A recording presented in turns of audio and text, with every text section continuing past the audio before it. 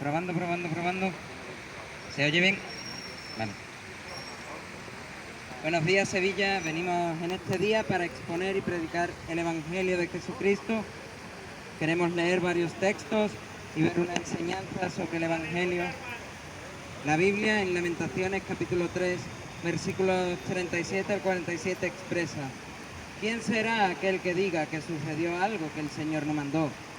¿De la boca del Altísimo no sale lo malo y lo bueno?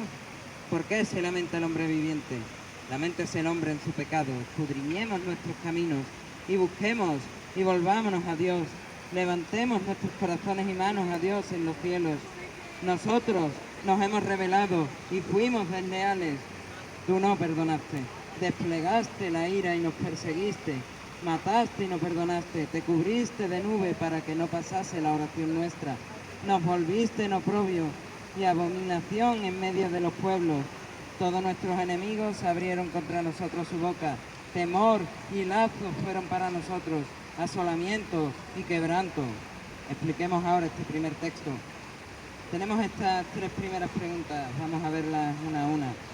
¿Quién puede decir que un Dios bondadoso no puede permitir el mal en el mundo? Esta pregunta sería una fórmula para expresar la primera en términos más actuales. Siguiente, de la boca del Altísimo no sale lo malo y lo bueno. Vemos un orden claro en la enunciación que nos puede llevar a pensar a futuro, pues en Apocalipsis.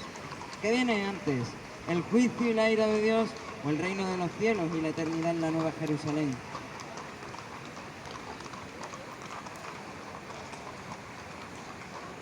Si leemos Apocalipsis, primero viene lo malo y después lo bueno. Y última pregunta de las tres: ¿por qué se lamenta el hombre viviente?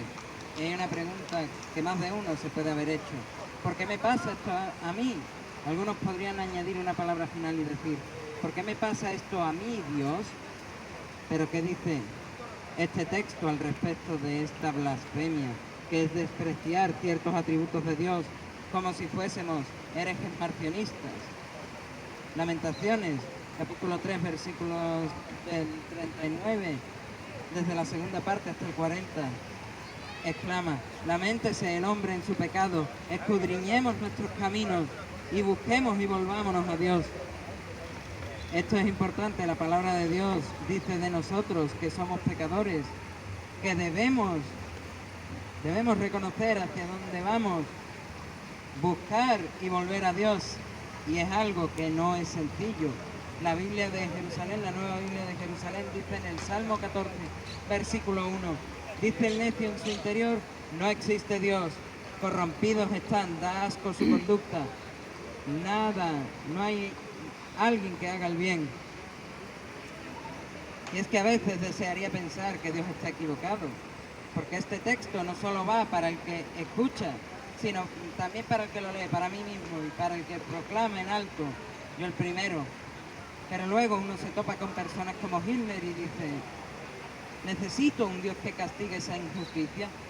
Después uno puede pararse a pensar: ¿dónde está el límite entre la inmoralidad e injusticia? ¿Y quién define ese límite? Y finalmente, ¿puede ese límite ser cambiado? Entonces uno llega irremediablemente a una conclusión: si lo definimos los hombres, que somos como especie culpables de la esclavitud, de los gladiadores, de las cruzadas, del holocausto, de los miles y miles de asesinatos de niños que aún no nacieron, ¿dónde ponemos los límites? Seguramente donde más nos convenga. ¿Es acaso eso justo? Los siguientes versículos lo podemos ver en su contexto, o como hasta ahora, llevarlos al negro futuro que espera a la humanidad. ¿Qué dice Dios al respecto? Busquémosle, todos y cada uno de los seres humanos, porque nos hemos rebelado contra Él, y llegará un tiempo en el que apelar a su lentitud para la ira y su prontitud para perdonar se acabarán. Si lo vemos como una carrera, todos los corredores, del más lento al más rápido, llegan a la meta, y la misericordia de Dios es igual. Llegará a cesar por amor a aquellos que en su libertad buscan al Señor, que les puso ese deseo de encontrarlo. Y tú podrías ser uno más de los que lo buscan antes de que se termine su misericordia, porque no es agradable lo que viene después. Versículos 43 al 47 proclaman: desplegaste la ira y nos perseguiste, Mataste y no perdonaste, te cubriste de nube para que no pasase la oración nuestra. Nos volviste en oprobio y abominación en medio de los pueblos. Todos nuestros enemigos abrieron contra nosotros su boca. Temor y lazo fueron para nosotros, asolamiento y quebranto. Llegará un tiempo, no sabemos cuándo, en que Dios demostrará su santa ira contra la humanidad entera. Si leéis el Apocalipsis, podéis ver cómo será aquello. El Dios, que ahora mismo es todo bondad, gracia y misericordia, de buenas a primeras, se volverá justo, 3 veces santo, intolerante contra la desobediencia de aquellos que decidieron voluntariamente sufrir su ira. Puede que pienses, ¿cuándo he decidido aceptar sufrir la ira del Dios justo y santo? Lo vamos a ver. Pablo dijo a los romanos, porque la ira de Dios se revela desde el cielo contra toda impiedad e injusticia de los hombres, que detienen con injusticia la verdad, porque lo que de Dios se conoce les es manifiesto, pues Dios se lo manifestó, porque las cosas invisibles de Él, su eterno poder y deidad, se hacen claramente visibles desde la creación del mundo, siendo entendidas por medio de las cosas hechas, de modo que no tienen excusa. Pues habiendo conocido a Dios, no le glorificaron como a Dios, ni le dieron gracias, sino que se envanecieron en sus razonamientos, y su necio corazón fue entenebrecido. Profesando ser sabios, se hicieron necios. Puede que suene fuerte, pero Dios no necesita de la corrección política. Además, sus palabras no necesitan malas palabras para mostrar su ira y su desaprobación ante la conducta humana. Y es más, ¿no escuchaste lo que Dios ha dicho en este texto de Lamentaciones 3 y lo que dice después en Romanos 1 o lo que dice la última parte de Proverbios capítulo 1? Atento a lo que Dios dice de aquellos con los que no tendrá misericordia nunca más. Te cubriste de nube para que no pase la oración nuestra. ¿Te das cuenta? Llegará el día en que Dios dejará de escuchar las oraciones. Es decir, llegará un día en que los rezos de todos los cristianos anteriores a la Reforma, que repiten frases como papagayos creyendo que Dios les oye, no servirán para nada. O en todo caso, para creerse que no son tan malos. Yo sé que soy naturalmente malo, pero no por ser más malo que Hitler o que Stalin o el que utilizaba Napster o Ares para descargar música de internet sin pagar, sino porque si me miro en el espejo de la ley de Dios, mi camiseta blanca tiene manchas. Y dicen estos últimos 2 versículos que llegará un día en que este mundo al que algunos llaman infierno será como un bebé en pañales comparado con las cosas descritas por el apóstol Juan. Y podríamos decirlo así, los católicos llegará un día que serán como los coptos en Egipto, o los siríacos y maronitas en Siria. ¿Queréis más ejemplos de cristianos diezmados por los musulmanes radicales? Llegará un día que por no querer a Dios en España, fíjate en lo que digo, se establecerá la ley Sharia. ¿Creéis que al Papa de Roma le importará eso? Él estará tan ocupado siendo políticamente correcto y llevándose bien con los musulmanes que ni se preocupará del rebaño que reivindican proteger. Esto con Pedro no pasaba, puede que algunos digan eso en ese momento, y espero por el bien de los que queden con vida que me esté equivocando al pronunciar esta profecía, porque los radicales no tendrán la misma misericordia con nosotros como la hacemos con ellos. La Biblia enseña también que después de la muerte el hombre va a un juicio delante de Dios.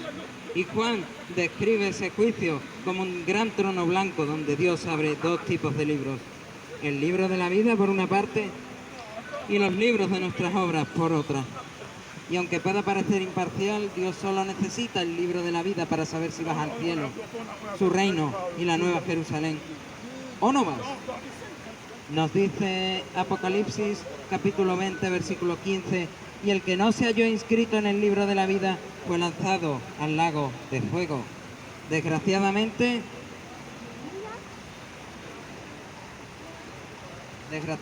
para los hombres que reciban este veredicto, este eufemismo conocido como lago de fuego no es otra cosa que el mismísimo infierno. Y no creas que a Dios le temblará mucho el pulso cuando tenga que enviar al infierno a personas que en su libertad deciden ir al infierno antes que creer y obedecer a Dios. Es más, si puedes leer el relato del diluvio, en el arca solo iban 8 personas. En Sodoma y Gomorra solo se iban a salvar Lot, su mujer y sus 2 hijas. Pero como la mujer de Dios, como la mujer de Lot desobedeció a Dios mirando atrás la destrucción de Sodoma, dice Génesis capítulo 19, versículo 26. Entonces la mujer de Lot miró atrás, a espaldas de él, y se volvió estatua de sal. Por lo tanto, ¿crees que a Dios le importan los números? En esta mañana, ¿crees acaso que a Dios le importan los números? Demos gracias al Señor que en el Génesis no destruyó a Adán y Eva en el momento que pecaron, que por alguna razón Dios salvó a 8 personas del diluvio, que Dios rescató de la destrucción de Sodoma a Lot y sus hijas, que Él sacó a los israelitas de la hambruna en Hebrón al rescatar de la muerte a José y ponerlo como gobernador en Egipto, que luego rescató de Egipto a los esclavos israelitas por medio de Moisés, y que tras más de 600 años, librando a los que quiere de sus opresores, nos ha dado una manera de ser libres de los únicos opresores de la humanidad, es decir, del pecado y de la muerte. No me preguntes por qué Dios no ha destruido a la humanidad caída, o por qué escoge a algunos para ser salvados, porque soy el primero que se sorprende con la misericordia de Dios. Pero entonces, ¿cómo salva a Dios del pecado y la muerte? Dice también Juan en su Evangelio en el capítulo 3, versículo 16, porque de tal manera amó Dios al mundo, que ha dado a su Hijo unigénito para que todo aquel que en Él cree no se pierda, mas tenga vida eterna. Así es que Dios salva al mundo. Y no me malinterpreten, aquí el mundo es como dice su palabra, y tendré misericordia del que tendré misericordia, y seré clemente para con el que seré clemente. Dios, en su soberanía, que es un atributo que a la gente no le gusta porque echa por el suelo las pretensiones de bondad y moralidad del hombre, como hemos leído, se compadece de los que quiere y porque quiere. Dice el profeta Isaías: ay del que pleitea con su hacedor, el tiesto con los tiestos de la tierra. Dirá el barro al que lo labra: ¿qué haces? ¿O tu obra no tiene manos? De esa actitud de queja no se libran ni los seguidores, ni los mismos apóstoles. Dice Pedro a Jesús en Mateo capítulo 16. Entonces Pedro, tomándolo aparte, comenzó a reconvenirle diciendo: Señor, ten compasión de ti, en ninguna manera esto te acontezca, porque Jesús les había dicho, versículo 20 del capítulo 16. Desde ese entonces comenzó Jesús a declarar a sus discípulos que le era necesario ir a Jerusalén y padecer mucho de los ancianos y de los principales sacerdotes y de los escribas, y ser muerto y resucitar al tercer día. Marta y María en Betania le recriminaron haber llegado tarde para ver a su hermano Lázaro, el cual llevaba 4 días muerto a la llegada del Señor. A pesar de que Marta y María culpaban a Cristo de no haber llegado a tiempo para sanar a Lázaro, la humanidad de Jesús lloró.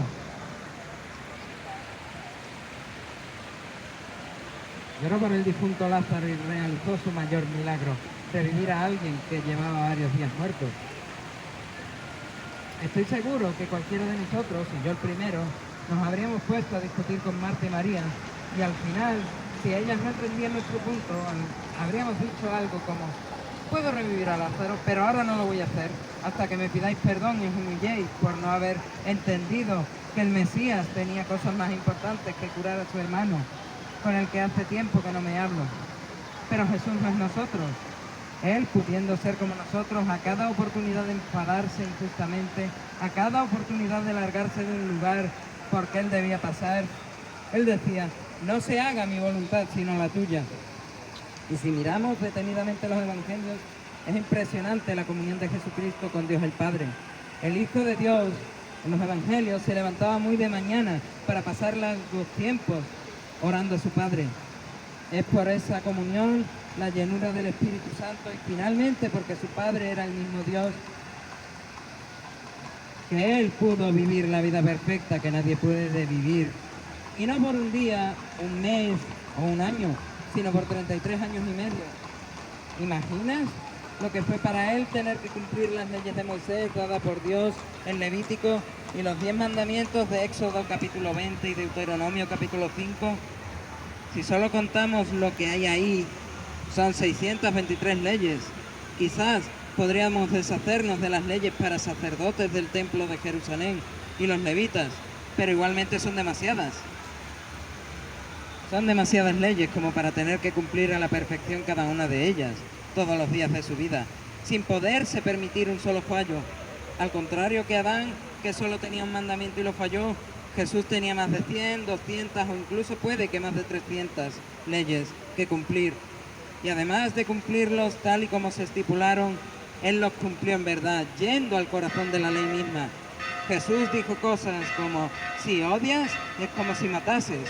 Si miras a otra persona deseando tener relaciones sexuales, en tu corazón estás cometiendo adulterio. Algunos dirán que era un exagerado, pero debemos recordar que Él era Dios. En resumen, tenemos una humanidad entera que se va al infierno por ser incapaz de buscar a Dios y seguir sus leyes.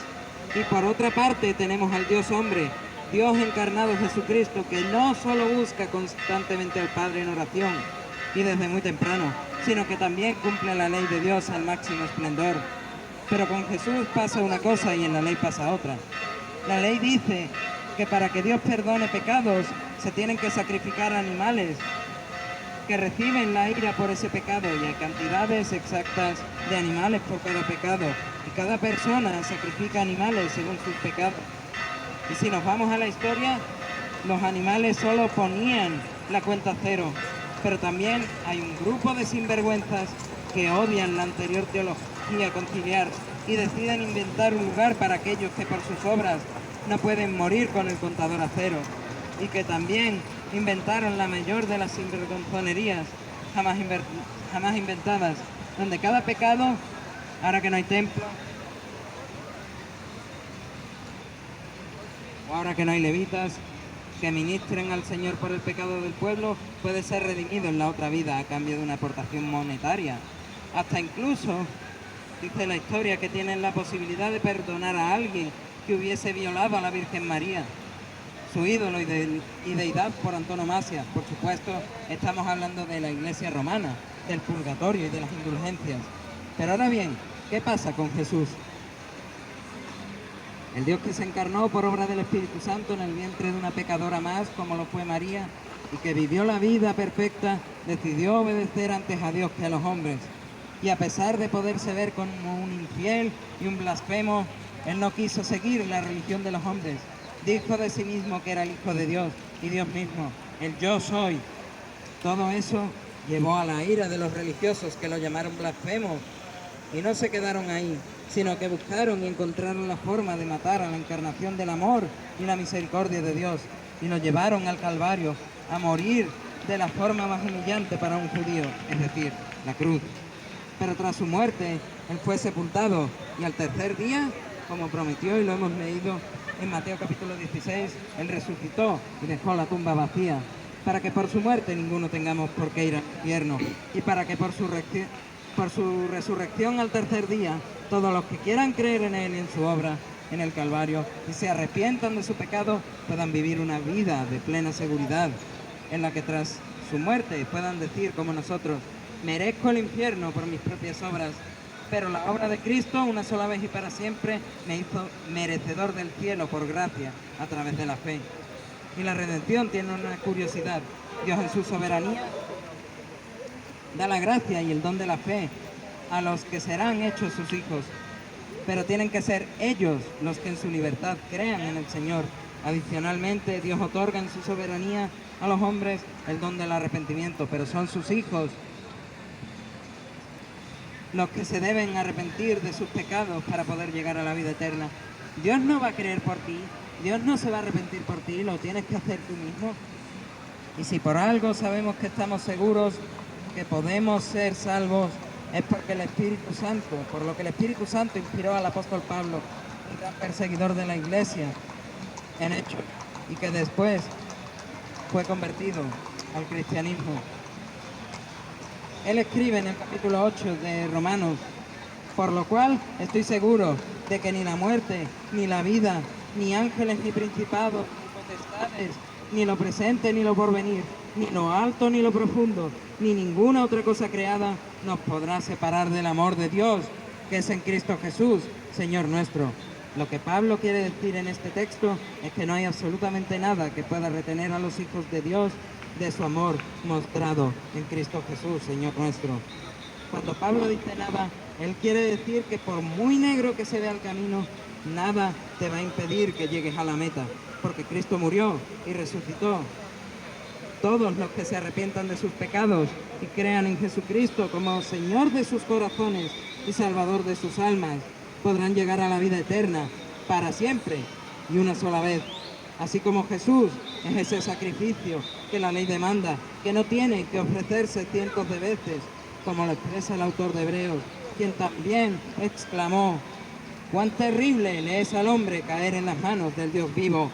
Si no quieres depender de la falibilidad humana, lo único que te separa de una eternidad junto a Dios es la fe en Cristo. Hoy es día de salvación y hoy es día de arrepentimiento. Si quieres creer en el sacrificio de Cristo, si quieres creer en Él como el Señor de tu corazón y el Salvador de tu alma, si te quieres arrepentir de todas las veces que has fallado a Dios, serás inscrito en el libro de la vida. Y como hemos leído en Apocalipsis, al contrario de lo que hemos leído, por cuanto tu nombre estuviese escrito en el libro de la vida, no serás echado al infierno. Pero si no quieres, tu nombre no podrá ser inscrito en el libro de la vida y tendrás que ser echado al infierno. En última instancia, lo que Dios obre en su soberanía depende también de tu libertad humana para arrepentirte y para creer. Él te va a dar la fe, Él te va a dar el arrepentimiento, dice Jeremías capítulo 33, versículo 3, clama a mí, yo te responderé. Clama a Dios por fe, clama a Dios por arrepentimiento y Él te lo va a dar. Te va a dar ese don, pero eres tú el que te tienes que arrepentir y eres tú el que tienes que creer. A Él sea la gloria.